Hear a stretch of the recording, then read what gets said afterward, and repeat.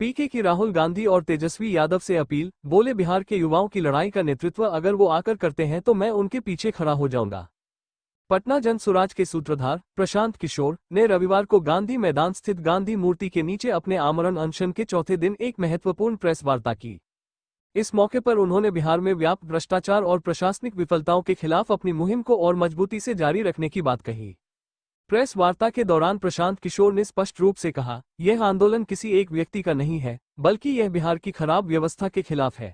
मैं तमाम राजनीतिक पार्टी से ये अपील करता हूं कि चाहे वो तेजस्वी यादव हो, राहुल गांधी हो या कोई और नेता, वे हमारे साथ आए। मैं उनके पीछे बैठकर इस आंदोलन का समर्थन करूंगा। अगर युवा तय कर ले कि वे नेता इसका नेतृत्व करेंगे तो मैं पीछे हटने के लिए तैयार हूं। कल की बैठक में एक और बात तय की गई कि हम लोग इस मंच से ये घोषणा कर रहे हैं, सबको आग्रह कर रहे हैं, आह्वान कर रहे हैं, मेरे भाई इस मंच पर किसी दल का झंडा ना है ना आगे होगा। इस मंच पर कोई दल का नेता नहीं है। जो बैठा है वो युवाओं के लिए बैठा है।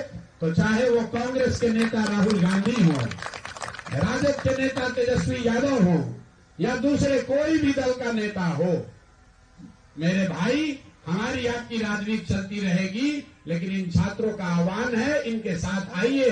ये मंच आपका भी उतना ही है जितना इन बच्चों का है, जितना प्रशांत किशोर का है। ये बिहार के हर उस व्यक्ति का मंच है जो चाहता है कि बिहार में अब इस स्थिति को बर्दाश्त नहीं किया जाएगा, जिसने संकल्प लिया है कि अब हम लाठी से डरने वाले नहीं हैं। प्रशांत किशोर ने कहा कि अगर प्रशासन उनकी गिरफ्तारी कर भी लेती है तो भी ये सत्याग्रह जारी रहेगा। उन्होंने ये जानकारी दी कि अब यह आंदोलन 51 सदस्यीय युवा सत्याग्रह समिति द्वारा आगे बढ़ाया जाएगा। ये समिति बिहार की व्यवस्था में सुधार के लिए प्रतिबद्ध है। उन्होंने कहा, मैं उन 51 समिति के साथ खड़ा हूं और उनकी मदद करूंगा। अब यह आंदोलन सिर्फ बीपीएससी के खिलाफ नहीं है, बल्कि बिहार की पूरी व्यवस्था के खिलाफ है। बिहार के आम लोगों से पीके की अपील, रजाई और कंबल में बैठने से बिहार नहीं सुधरेगा। आपका कर्तव्य है कि इन बच्चों का साथ दीजिए। आपके माध्यम से मैं बिहार के लोगों को इस ठंडी रविवार को ये भी कहना चाह रहा हूँ, घर में बैठकर रजाई और कंबल में बैठकर आंदोलन नहीं होगा। रजाई और कंबल में बैठने से बिहार नहीं सुधरेगा, आपके बच्चों का भविष्य नहीं सुधरेगा। आप लाठी खाते रहोगे, 5 साल रोते रहोगे, फिर चुनाव आएगा, इन्हीं नेताओं को जाति धर्म के नाम पर वोट दोगे, फिर आपके बच्चों का भविष्य नहीं सुधरने वाला है। तो बिहार के युवा खड़े हुए हैं, ये वो रास्ता दिखा रहे हैं।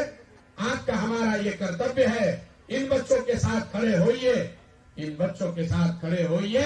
और प्रशासन को भी कह रहा हूँ, आपके भी बच्चे होंगे, आपने भी कभी इनके तरह कॉम्पिटिटिव एग्जाम दिया होगा, आप भी कभी लॉज में रहे होंगे।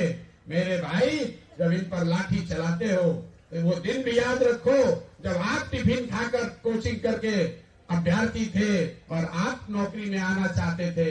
जैसे आपके सपने हैं वैसे इन बच्चों के भी सपने हैं, इसलिए लाठी मत चलाओ।